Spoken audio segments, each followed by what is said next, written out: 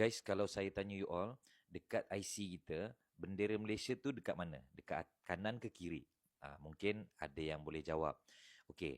Tapi mungkin ada yang tak boleh jawab lah kan. Ataupun saya nak tanya you all, dekat IC kita tu, dalam IC kita, apa item-item ataupun detail yang berada dalam kita punya dekat depan IC kita?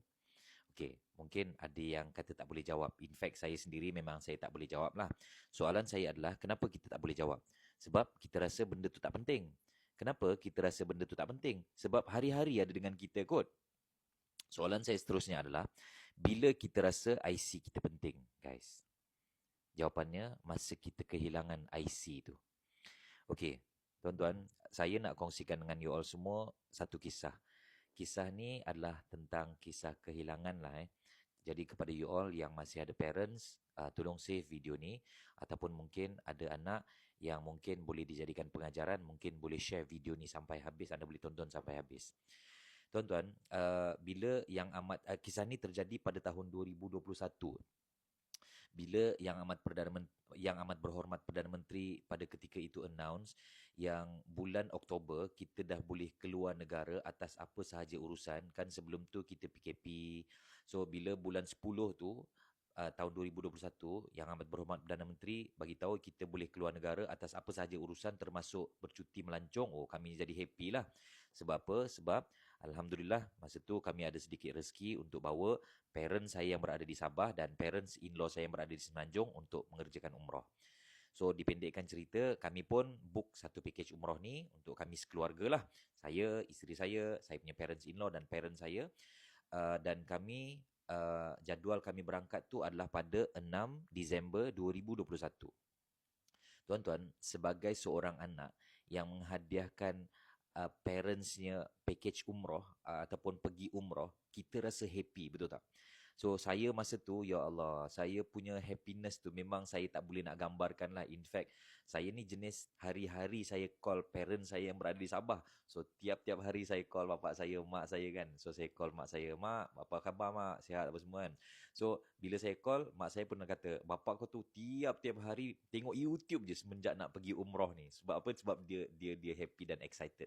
So saya lagilah happy dan excited. Sebab apa?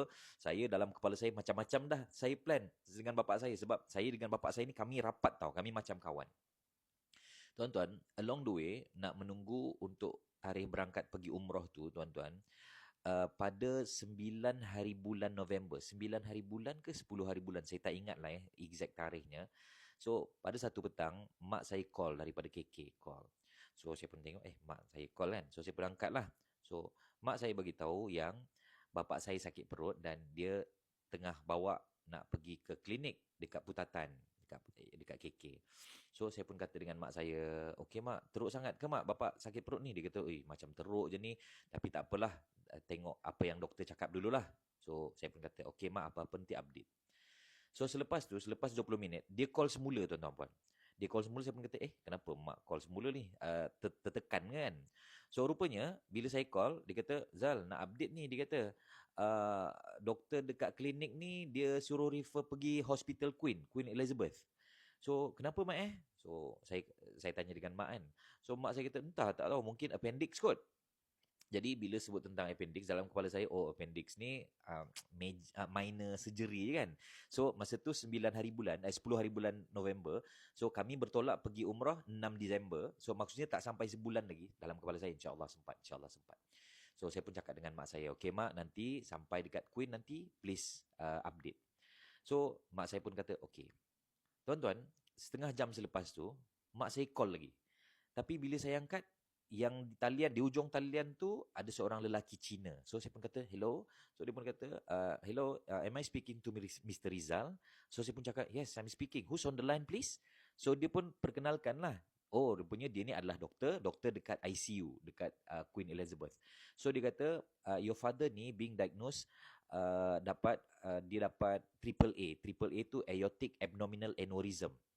So maksudnya aorta bapak saya ni telah membengkak dan bapak saya perlu dibedah segera. So saya pun cakap, Oh, okey doktor, tak apa. Doktor do your best. Saya ingatkan appendix, bukan appendix eh? Dia kata bukan. So dia pun cakap, dia kata dia kena dibedah segera. So saya minta consent lah. So saya pun kata okey, saya bagi consent. Dan saya cakap, sempat lagi saya cakap dengan doktor. Saya kata, doktor, kami nak bertolak umrah 6 Disember ni, sempat kan? So dia kata, we see how. Okey tuan-tuan, ni saya pendekkan sajalah sebab cerita ni agak panjang. Bapa saya dibedah dalam 8 ke 10 jam macam itulah dekat dekat bilik bedah. Dan selepas dia dibedah saja, alhamdulillah bapa saya punya pembedahan done with flying colours, alhamdulillah. So 10 hari bulan selepas dia dibedah tu, saya pun minta update daripada Hospital Queen. Saya nak tahulah pukul berapa masa melawat sebab saya nak fly daripada KL ke KK ni. Tapi doktor advice tak perlu sebab masa tu ICU dia punya SOP masih ketat. Even mak saya yang berada di Sabah pun tak boleh nak masuk melawat bapa saya. So dia kata might as well Encik Rizal call daripada KL pun tak apa dah. Nanti kami akan update daripada semasa ke semasa. So saya pun kata okey lah. Dan alhamdulillah daripada situ setiap hari saya call, setiap setiap beberapa jam saya akan call daripada sinilah, daripada KL. Tuan puan, hari pertama bapa saya selepas dibedah, doktor kata jantung stable, BP stable, pernafasan stable. Hari kedua pun sama juga, jantung stable, BP stable, paru-paru stable. Cuma dia kata untuk hari kedua ni dia punya improvement, tak perlu pakai alat bantu pernafasan. So hari ketiga tuan-tuan pun sama juga, semua stable alhamdulillah. Cumanya hari ketiga ni kami try untuk off bius tau, dia kata. Kami try untuk off bius tapi Mr. Rashid dia tak bangun-bangun. So saya pun katalah, is it normal? Normal ke doktor? Dia kata it depends on the patient lah. So tuan-tuan, saya pun tak apalah, kita pun cool je lah kan. Kita pun doa je lah sebab doktor kata dia punya perkembangan memberangsangkan. Tuan-tuan, 14 November 14 November 2021. Masa tu saya ada pitching dengan saya punya klien lah. So wife saya call. Dia kata, bang, um, Hospital Queen telefon, dia minta semua anak beranak berkumpul dekat ICU. I dah beli tiket, so kita fly ke KK kejap lagi. Uish, masa tu berderau jantung saya tuan-tuan.